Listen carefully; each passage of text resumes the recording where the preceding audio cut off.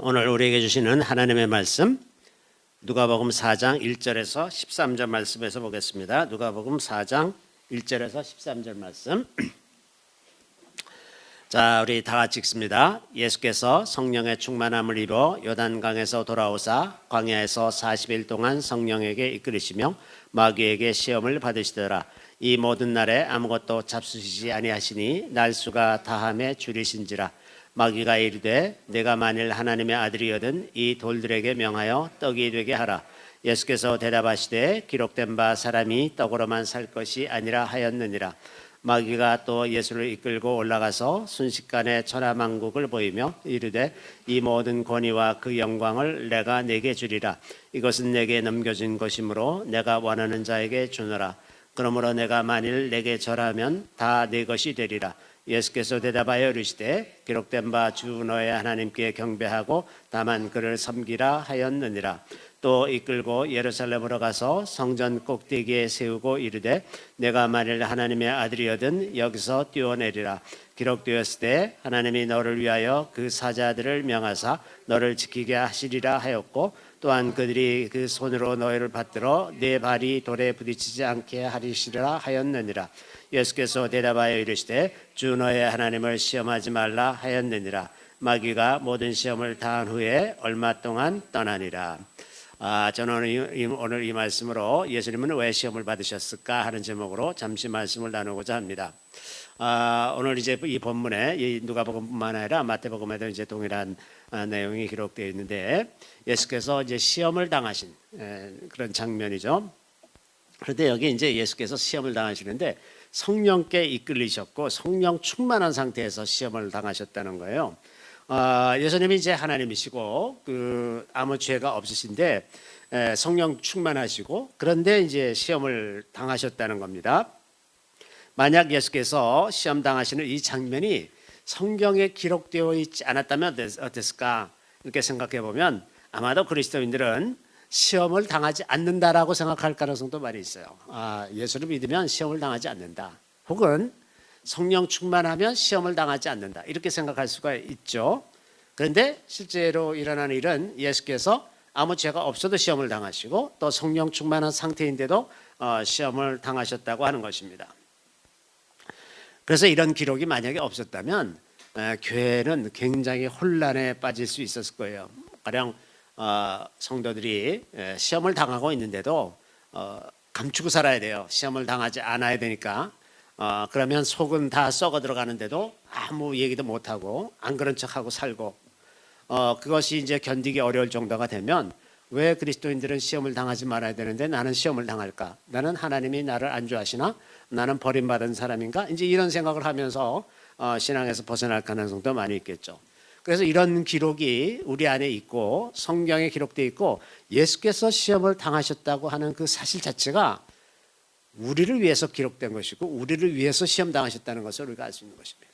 시험 당하시지 않으셔도 되는데 예수께서 친히 시험 당하심으로 말미암아 시험 당하는 모든 사람들을 위로하실 수 있고 그것으로 이제 사람들이 힘을 얻어서 살 수 있도록 그렇게 하셨다는 이야기입니다.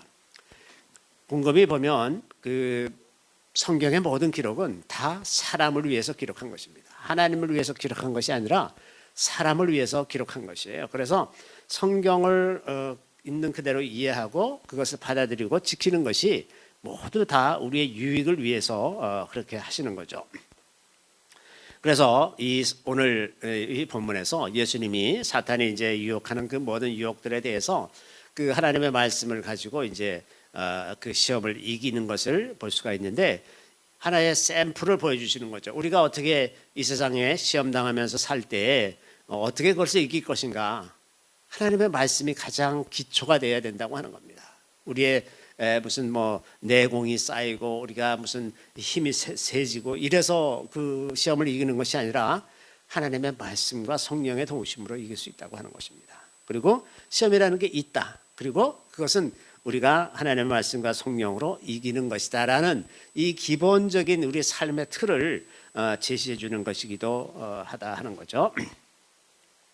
우리가 육신을 입고 있는 한 이것은 피할 수가 없습니다. 시험을 피할 수가 없어요. 그래서 시험 중에서 그것을 극복하고 이기는 그 삶을 우리 속에서 훈련하는 이것이 이제 중요한 것이라고 하는 겁니다. 시험을 피하고 시험을 당하지 않는 것이 중요한 것이 아니라 시험 중에 그것을 이길 수 있는 그 힘을 기르는 것, 그것이 우리에게 필요한 훈련이라고 하는 겁니다. 예수께서 당하신 이 시험의 본질은 이런 것입니다. 예수께서 사탄에게 넘어가는 이 땅과 사람을 되찾아서 하나님 나라가 다시 임하는 것, 다시 말해서 창조의 아름다운 질서를 다시 회복하는 것이 예수님이 이 땅에 오신 목적이겠죠. 그렇게 하자면 이제 마귀를 멸하고 사탄에게 넘어간 사람들의 마음을 회복해서 그들이 진정으로 하나님을 섬기고 사랑하고 또 사람에게 이 땅에 대한 권세를 주셨으니까 그 사람들이 각성하고 회복되어서 이 땅을 다시 아름다운 땅으로 회복되는 그것을 이제 이루어야 하는데 이것이 이제 예수님께서 이 땅에 오신 목적이 아니겠습니까? 그래서 이제 하나님께 예수께서 이 땅에 대한 이런 것을 다 회복시키기를 원하시는데 문제는 이제 사람이라고 하는 겁니다. 모든 피조물은 다 하나님께 순종하기 때문에 하나님 이제 예수님이 오셔서 이렇게 말씀하시고 명령하시면 온 땅이 다 회복될 거예요. 근데 문제는 그 땅에 대한 권세를 사람에게 맡기셨는데 사람이 회복되지 않으면 땅을 회복시켜봐야 소용이 없잖아. 다시 또 그렇게 돌아갈 거니까. 그래서 이제 사람을 회복시켜야 되는데 이 사람을 회복시키는 것이 이게 문제가 복잡하다 하는 겁니다. 왜냐하면 사람에게는 이 자율성이 있어서 그 자유의지를 주셨기 때문에 자기의 생각과 자기의 마음에 따라서 얼마든지 이 마음이 변하고 또 다른 생각을 할 수 있고 그렇기 때문에 이 사람의 마음을 회복시키지 않으면 회복되지가 않는 겁니다. 그래서 사람의 마음과 생각이 바뀌고 그것이 말과 행동으로 나타나서 그래서 하나님의 뜻대로 살아야 비로소 이제 땅도 다른 모든 피조물도 이제 회복이 돼야 될 텐데 이 사람의 마음이 얼마나 완악하고 교만한지 이 사람의 마음을 어떻게 바꿀 거냐 도대체 이것이 이제 말하자면 예수께서 육신을 입고 오셨어야만 되는 근본적인 원인이죠. 만약에 사람이 그렇게 쉽게 변화될 수 있었다면 굳이 예수께서 육신을 입고 이 땅에 오셔서 그 많은 고난을 겪으실 필요가 없었을 테죠. 그래서 육신을 입고 오시는 것 자체가 고난인데 그렇게 오셔서 이렇게 시험당하는 그것이다 하는 겁니다. 그래서 이런 상황에서 지금 사탄이 그 예수를 유혹하는데 그 유혹의 핵심은 뭐냐 하면 그렇게 고난을 당하고 십자가에 달려 죽을 거냐 그러지 않고 얼마든지 쉽게 갈 수 있는 길이 있지 않냐. 네가 만약에 돌이 변하여 빵이 되게 만든다면 사람들이 다 너를 따를 것 아니냐. 그렇게 한번 그렇게 해라. 그렇게 하면 되는 걸 왜 그렇게 어렵게 하려고 그러느냐. 이 얘기를 하는 거죠. 이렇게 유혹하는 겁니다. 이거는 이제 예수님께서 이미 지금 40일을 금식하셨기 때문에 1차적으로 예수님 자신도 배가 너무 줄이셨어요. 사람이 육신을 입고 있는 한 아무리 예수님이 하나님의 아들이라 하더라도 육신을 입고 있는 한 40일을 굶으면 너무 배고픈 거죠. 그래서 뭐든지 다 먹을 걸로 보이잖아요. 한 일주일만 금식해도 지나가는 사람도 빵으로 보이고 이렇게 되는 건데 이 40일을 금식을 하면 얼마나 먹고 싶은 것이 많겠습니까? 그러니까 이제 첫 번째 유혹이 이 돌들로 변해서 빵이 되게 해라. 그러면 너도 먹고 많은 사람들도 너를 얼마나 따르겠느냐. 먹을 걸 주면 다 해결되는 거 아니냐. 이렇게 이제 유혹하는데 주님이 하시는 말씀이 사람이 떡으로만 사는 것이 아니다. 이렇게 말씀하시죠. 그래서 하나님의 입에서 나오는 모든 말씀으로 살 것이다. 이렇게 이제 말씀하셨는데 이 말씀은 이제 신명기에 있는 말씀을 인용한 겁니다. 사람이 떡으로만 사는 것이 아니요 여호와의 입에서 나오는 모든 말씀으로 사는 줄을 내가 알게 하려 하심이라. 여기 근데 이제 이 신약 성경에서는 하나님의 입으로부터 나오는 모든 말씀, 이 말씀이라는 단어가 로고스가 아니고 레마라고 하는 것은 특정한 상황에서 주시는 하나님의 말씀이에요. 그러니까 하나님의 입에서 나오는 모든 말씀으로 살 것이다 할 때 우리가 하나님의 말씀으로 살아간다 할 때 그 말씀이 어떤 말씀이냐면 우리가 특정한 상황에 처해 있을 때 특정하게 주시는 하나님의 말씀을 이야기하는 겁니다. 그러니까 우리가 하나님의 말씀 이해한다고 해서 하나님의 말씀이 모든 때 아무 상황에 관계없이 모든 말씀이 다 내게 적용되는 말씀이 아니라 우리가 특정한 상황에서 어떻게 말씀을 적용하면서 살아갈지 그것을 성령으로 알게 하시는 그 말씀이 레마라고 하는 겁니다. 자, 이렇게 이제 덧붙이는 거죠. 그런데 사실 곰곰이 생각해 보면 예수님이 이런 비슷한 일을 하지 않으셨냐? 이 돌을 변하여 떡이 되게 하는 이런 일을 전혀 안 하신 것이 아니잖아요. 가령 5병이어로 5천 명을 먹이셨다거나 혹은 7병이어로 4천 명을 먹이신 일들, 그런 일들이 두 번이나 있었어요. 그리고 그것이 엘리사 때에도 비슷한 일이 있었습니다. 그런데 이런 일이 있었는데 근데 왜 사람이 떡으로만 살 것이 아니다 이런 말씀을 하시면서 돌을 떡으로 만드는 그 일을 거절하셨는가? 왜냐하면 오병이어 같은 일들이 그 하나님의 나라를 회복하는데 약간의 도움은 되지만 그것이 전부 다가 아니라고 하는 겁니다. 요한복음의 기록에 의하면 오병이어의 기적을 행한 그 바로 다음 날 많은 사람들이 이제 소문을 듣고 이제 예수님께 몰려왔어요. 예수님이 이제 갈릴리 바다를 건너서 다른 지역으로 갔는데 사람들이 이제 기어코 예수님을 쫓아서 왔어요. 언제 오셨습니까? 이렇게 막 따지면서 자기 있던 자리에 계속 계셨어야지 우리가 왜 이렇게 힘들게 오게 하느냐 뭐 이런 식으로 예수님한테 와서 따지고 이제 그랬어요. 그랬더니 예수님이 너희가 나를 지금 찾아온 것은 표적을 본 까닭이 아니요 먹고 배부른 까닭이로다. 표적을 봤다는 뜻은 너희가 어제 오병이어로 5천 명을 먹인 이 사건을 두고 이 사람들이 깨달아야 되는 것이 무엇이냐? 저분이 하나님의 아들이구나. 저분의 말씀을 들어야 되는 거구나. 이걸 깨달아야 되는데 그거는 관심이 없고 배불리 먹은 거 그것만 관심이 있다고 하는 겁니다.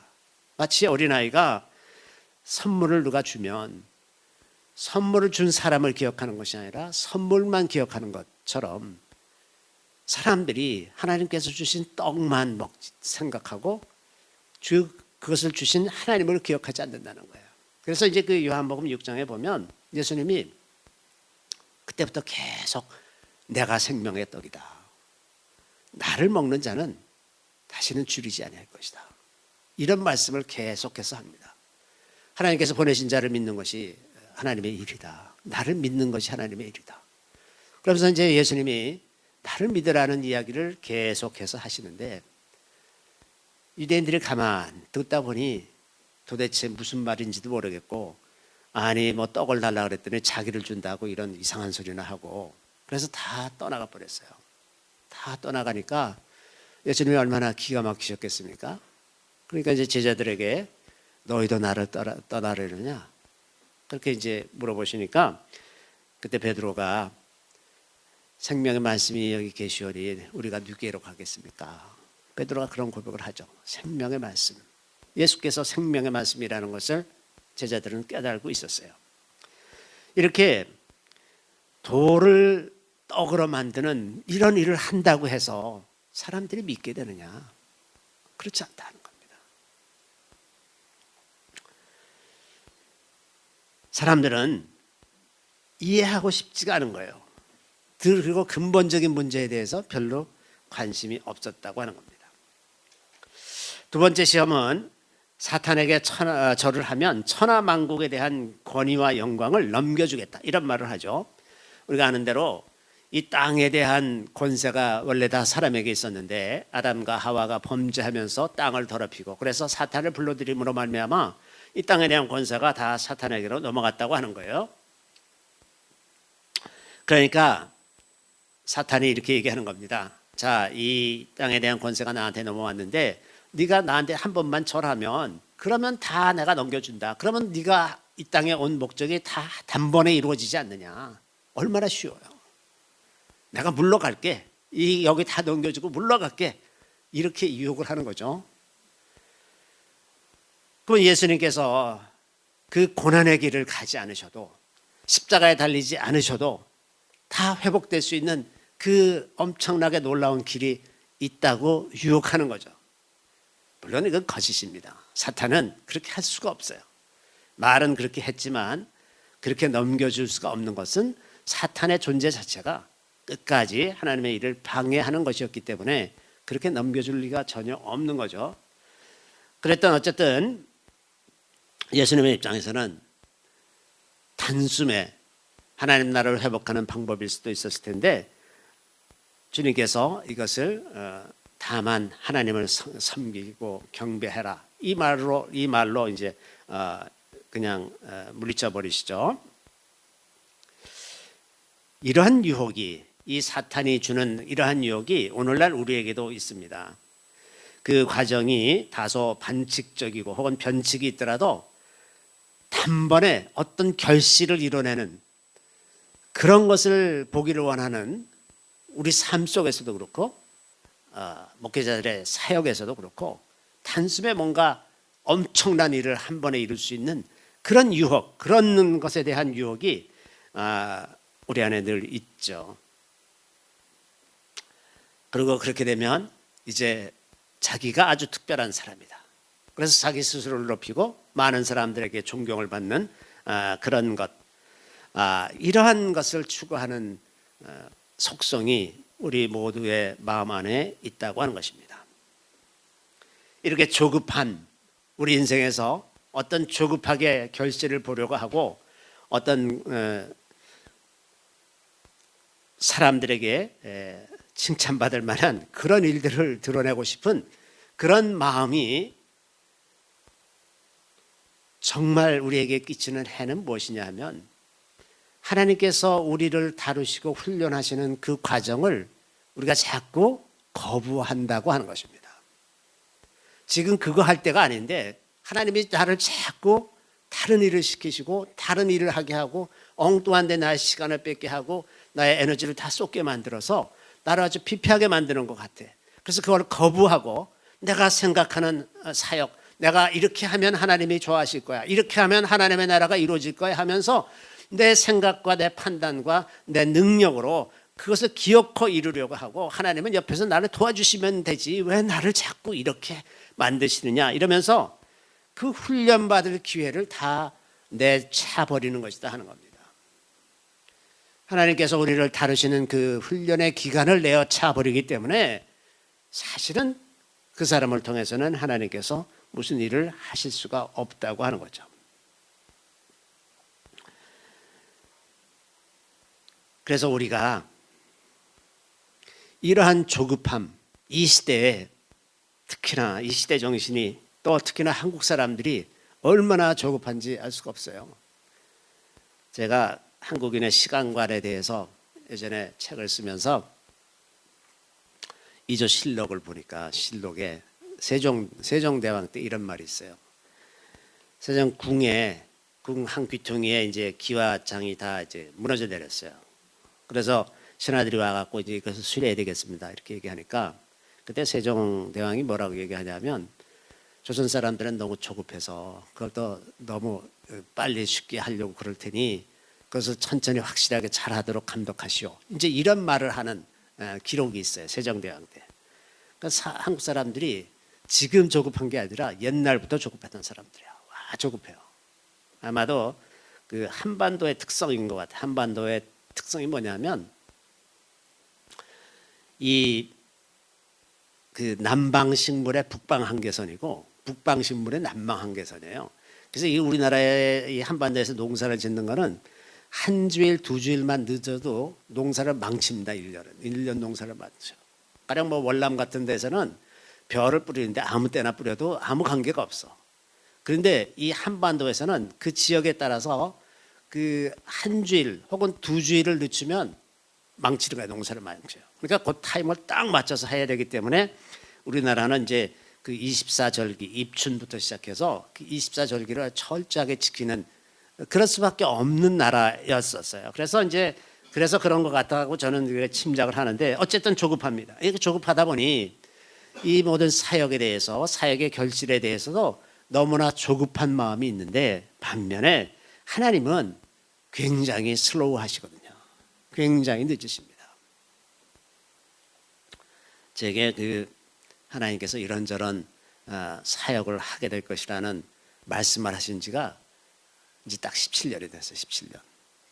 17년 동안 아무 일도 일어나지 않았어요. 근데 아마도 오늘 금년쯤에 일어나는가 봐. 금년쯤에 이제 대해서 이렇게 말씀을 하시는데 그게 17년이 지났거든요. 하나님은 굉장히 생각보다 슬로우 하십니다. 슬로우해요. 굉장히 느리셔. 그 기간이 우리에게 필요한 훈련의 기간이거든요. 훈련의 기간.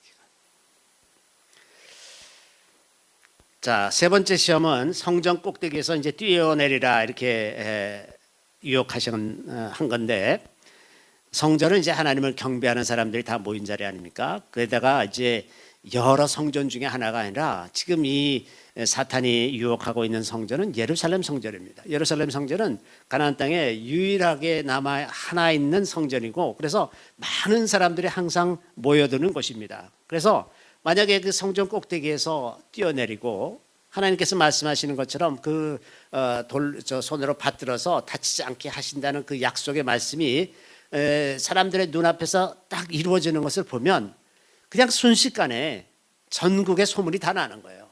아, 진짜 하나님의 아들이 나타나셨다. 메시아가 왔어.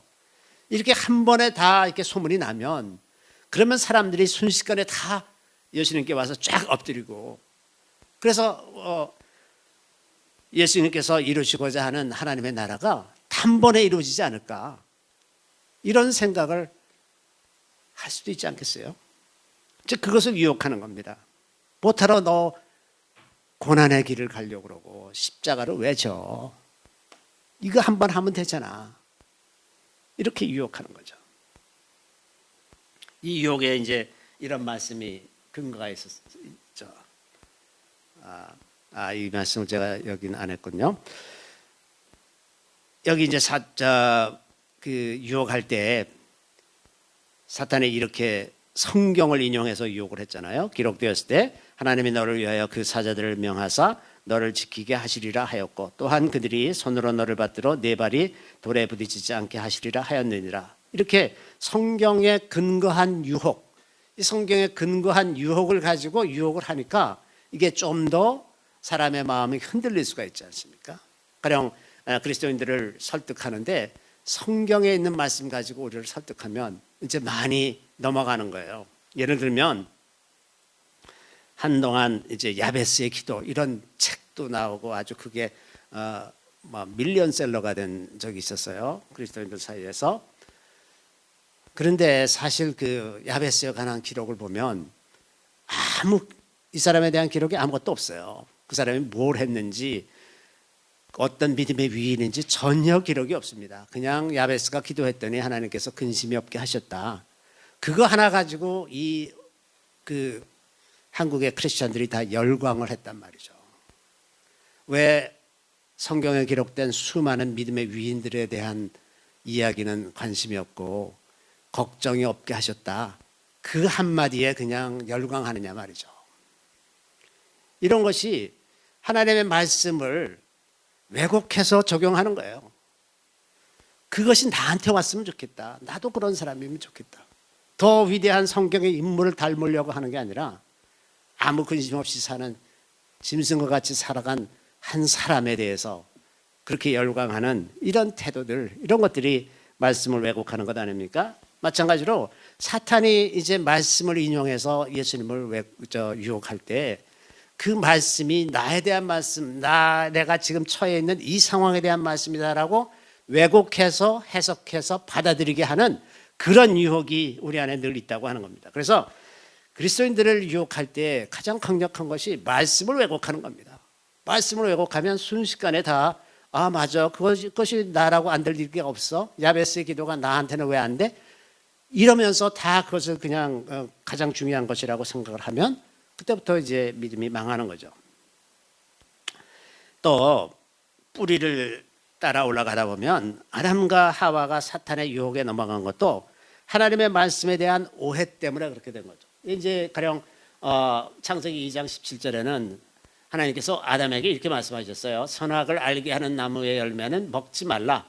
내가 먹는 날에는 반드시 죽으리라. 이렇게 말씀하셨는데, 이 말씀이 이제 하와에게 전달이 되고 하와가 사탄의 물음에 대답하는 과정에서 보면 동산나무의 열매를 우리가 먹을 수 있으나 이런 말은 하지 않으셨어요.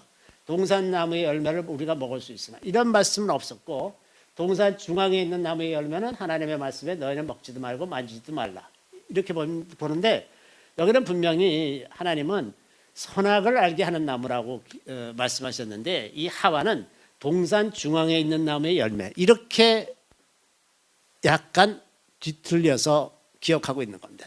약간 잘못 기억하고 있는 거예요. 그리고 먹지 말라 그랬는데 먹지도 말고 만지지도 말라 이렇게 또 덧붙이는 말씀이 또 붙었어요. 그리고 반드시 죽으라 그랬는데 죽을까 하노라 이렇게 다 바뀌었습니다. 조금 바뀌고 첨가되고 빠지고 이러면서 하나님의 말씀에 대한 기억이 왜곡이 된 거예요. 제 짐작하건대는 아담이 분명하게 하나님께서 하신 말씀대로 하와에게 전해줬는데, 하와가 듣는 과정에서, 듣고 그것을 기억하는 과정에서 왜곡이 일어난 거예요. 자기의 욕심이 있었기 때문에 왜곡된 해석이 기억 속에 남은 거죠. 저는 그렇게 생각합니다. 그렇게 하니까 이제 사탄이 유혹할 때 다 넘어가 버리는 거죠. 말씀이 이렇게 살짝 왜곡이 되면, 그래갖고 그 왜곡된 말씀이 우리의 그 생각의 틀을 만들고 있으면, 그러면 사탄의 유혹에 금방 넘어갈 수 있는 그 근거가 되잖아요. 사탄이 그걸 알고 하와를 유혹하니까 하와가 속절없이 넘어가고 말았습니다. 자, 예수님의 그 사역을 보면 그 성전에서 실제로 뛰어내리는 것 같은 일은 하지 않으셨지만 그와 비견되는 일들을 많이 하셨어요. 예를 들면 안식일에 맹인을 고치셨다거나, 혹은 베데스다 목가에 38년 된 병자를 일어나 네 자리를 들고 걸어가라 그렇게 말씀하시니까 이 38년 된 그 한 번도 걸어보지 못한 사람이 그냥 걸어갔잖아요. 그때가 안식일이고 성전 주변에 사람, 그 베데스다 연못이 성전에서 굉장히 가깝단 말이죠. 그러니까는 많은 사람들이 그걸 보고 깜짝 놀랐죠. 이렇게 사람들을 놀라게 하는 그런 일을 거침없이 하셨어요. 예루살렘에서. 갈릴리에서 한 거는 저 시골 변경에서 한 것이라서 이 예루살렘 사람들에게는 별로 그렇게 관심의 대상이 아닌데, 이 예루살렘 성전 가까이에서 이런 일들을 하신 거는 굉장히 충격으로 다가오죠. 거기에 다 사두개인들, 바리새인들, 서기관들, 거기 아주 다 몰려 있는 그런 곳에서 그 일을 행하시니까, 이런 일을 하셨을 때 사람들이 그러면 예수의 말을 듣고 이제 하나님 나라를 받아들이고 회개하고 이렇게 됐을까요? 안 되잖아요. 오히려 예수께서 이렇게 말씀하셔도 듣지 않습니다. 너희가 내 말을 못 믿게든 내가 한 그 일은 너희들이 믿을 수 있지 않냐. 지금 이 사람의 소경이 눈을 뜨고 안진뱅이가 일어났으면 너희가 그것을 보고는 믿을 수 있지 않느냐.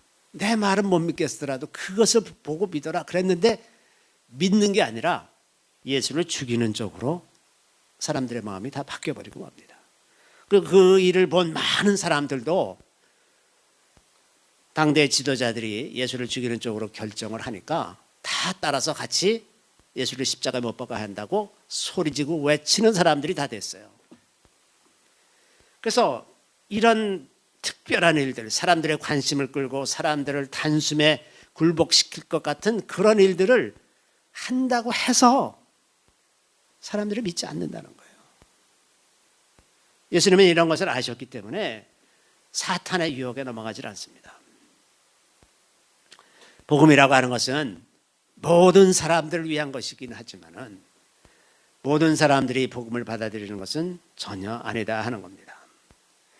모든 사람을 단숨에 복음에 굴복시키는 이 놀라운 방법, 그런 방법이 참 있으면 좋겠는데, 사람은 그렇지 않은 존재다 하는 겁니다. 사람은 진정으로 복음을 받아들이는 사람들은 하나님께서 어떤 놀라운 방법으로 나타나서 우리를 위협하고 위압감을 주기 때문에 우리가 복음을 받아들이는 것이 아니라 마음에 감동이 생겨서 그때 받아들이는 겁니다. 저 깊은 곳에서 마음이 변해야 그래야 비로소 그때부터 복음을 받아들이기 시작하지 않습니까? 그 감동이 때때로는 우리 안에서 순식간에 일어나기도 하지만 때로는 아주 오랜 시간 동안 생각이 조금씩 바뀌면서 과연 이 말씀이 맞는구나 이렇게 이해가 될 때에 비로소 예수를 믿게 된다고 하는 겁니다. 그래서 복음은 예수께서 하신 것처럼 섬김을 통해서만 전해지는 거예요.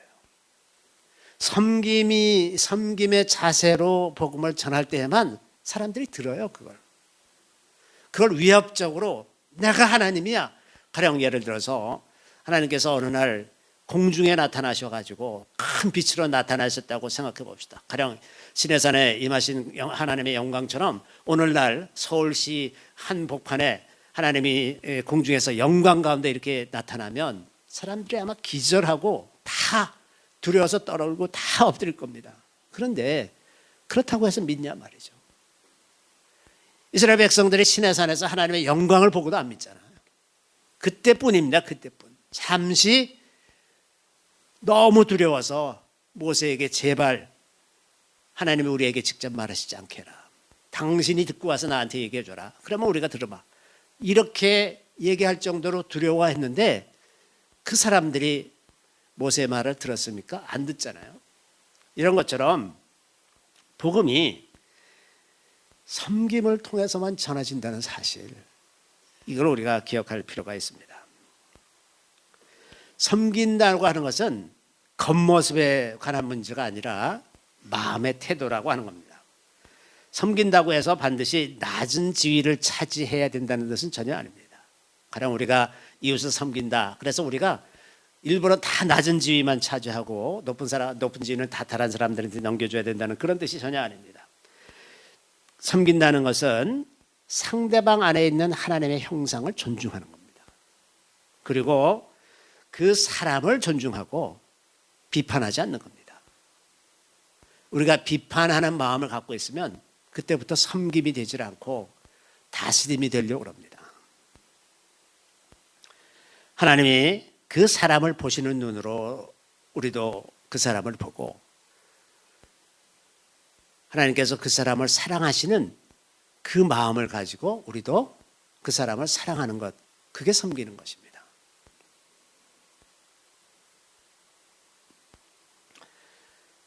오늘 본문에 보면 예수님이 사탄의 유혹을 다 하나님의 말씀으로 물리치셨다는 것을 알게 됩니다. 이것을 통해서 우리가 깨닫는 것은 시험 중에 우리가 의지할 것은 하나님의 말씀에 순종하는 것이다 하는 겁니다. 우리 시험을 벗어나는 게 목표가 아니라 순종하는 것이 목표가 되어야 벗어난다고 하는 겁니다. 우리가 닥친 어떤 고난이 이제 극심해서 이것만 벗어나면 살 것 같겠다. 이렇게 생각이 들죠. 이렇게 생각이 들 때 우리의 목표가 뭐냐 하면 그 고난에서 벗어나는 것이 아니라 하나님의 말씀에 순종하는 것, 그 상황에서도 하나님의 말씀에 순종하는 것, 그것이 될 때 하나님께서 우리를 이 고난에서 건져주실 것이다 하는 겁니다. 예수님이 말씀에 순종했어요. 그래서 벗어나질 않습니다. 말씀을 기억하고 그 말씀에 순종했기 때문에 그 시험이 끝나게 된 거죠. 그래서 우리가 순종하고자 하면 시험에서 벗어납니다. 그런데 시험에서 벗어나고자 하면 벗어나지 못합니다. 자, 주님께서는 육신을 입고 이 땅에 오셔서 이렇게 시험을 당하시고 또 모든 고통과 슬픔과 모든 좌절, 분노, 외로움, 배반, 거절감 이런 모든 감정들을 다 겪으셨기 때문에 우리를 가장 잘 이해하는 분이 되셨습니다. 만약 예수님이 육신을 입고 오지 않으셨다면 우리는 참 의지할 데가 없을 거예요. 왜? 하나님은 우리를 알 수가 없다. 우리처럼 육신을 입고 살아보셨냐? 이런 얘기를 할 것 아닙니까? 하나님께서는 우리가 어떻게 연약한지, 육신을 입었다는 것이 얼마나 힘든 일인지를 너무나 잘 아시죠. 그래서 예수님은 우리에게 있는 가장 소중한 중보자가 되는 것입니다. 이것을 히브리서는 이렇게 표현하고 있습니다. 우리에게 있는 대제사장은 우리의 연약함을 동정하지 못하실 리가 아니요 모든 일에 우리가 똑같이 시험을 받으신 일에 대해 죄는 없으시니라. 우리의 모든 연약함, 우리의 모든 연약함을 동정하지 못하실 분이 아니에요. 이것을 저는 이 개혁 개정, 이건 개혁 개정판의 번역인데 개혁 한글판의 번역은 우리에게 있는 대제사장은 우리의 연약함을 체휼하지 못하시리가 아니요 이렇게 표현되어 있는데 몸으로 그 긍휼을 다 느껴보셨다고 하는 거죠. 그 표현이 저는 더 좋다고 생각하는데 몸소 주님께서 다 체험해 보셨기 때문에 우리가 어떤 어려움을 겪고 있다 하더라도 주님께 말씀드릴 수가 있어요. 이게 주님이 너무나 귀하신 분이라는 뜻입니다. 근데 예전에 제가 알던 어떤 여자 선교사님이 자기는 그렇게 기도했대요. 예수님 여자로 사셔보셨어요? 예수님 임신해 보셨어요? 예수님 그 이혼당해 보셨어요? 이러면서 하소연을 했대요. 물론 예수님은 여자가 아니셨기 때문에 임신해 보시지도 않고 결혼해 보시지도 않았지만 그러나 예수님은 사람이 경험할 수 있는 가장 극단적인 감정들을 다 경험하셨기 때문에 그보다 더 약한 이런 감정들, 이런 어려움들을 이해하지 못하실 분이 아니죠. 게다가 예수님은 우리를 지으신 이가 아닙니까? 예수님이 이해하지 못하실 것이 무엇이 있겠습니까? 자, 그래서 하나님께서 우리를 이렇게 사랑하실 때 이렇게 자기 아들을 육신을 입고 이 땅에 보내셔서 우리들의 그 모든 연약함을 다 경험하게 하시고 시험도 당하게 하시고 그래서 우리로 하여금 이 가운데서 예수님처럼 성령의 도우심과 말씀으로 이겨내는 그리고 마침내 온전한 부활에 이르게 되는 그 길을 열어주시고 그 본을 따라가게 하신 것 이것이 주님께서 우리를 위해서 시험당하신 것이라는 생각이 듭니다. 예수님처럼 우리도 겸손하게 이웃을 섬김으로써 하나님의 긍휼을 입고 사는 우리 모두가 되는 그러한 우리가 다 될 수 있기를 바랍니다. 잠시 기도하겠습니다. 주님께서 육신을 입고 이 땅에 오셔서 친히 시험을 당하시고 모든 고난 중에 십자가에 달려 돌아가심으로 우리에 대한 하나님의 극진하신 사랑, 그 끝없는 사랑을 증명하여 주셨습니다. 때때로 우리는 우리 마음에 섭섭하고 고난 중에 그 고난을 받아들이지 못하고 하나님을 원망하기도 하였지만은 주님께서 하신 모든 일들을 생각해 볼 때 그것들이 다 부질없는 것이었음을 생각하게 됩니다. 우리의 모든 것을 아시는 주님, 우리의 연약함과 우리의 고통과 슬픔을 아시는 주님, 주님 우리가 어떤 환경에 있든지 성령의 도우심과 하나님의 말씀에 힘입어서 순종하는 자가 되게 하시고 그리하여 우리가 사탄에게 지지 아니하고 승리하는 자들이 될 수 있게 되기를 구합니다. 주님께서 그 모든 고난을 통과하신 후에 부활하신 것처럼 우리의 생명이 영원한 소망, 그 부활의 영광에 참여하는 저희들이 다 되게 하여 주시기를 간절히 바라옵고 모든 말씀 우리 구주 예수 그리스도의 이름으로 감사하며 기도드리옵나이다. 아멘.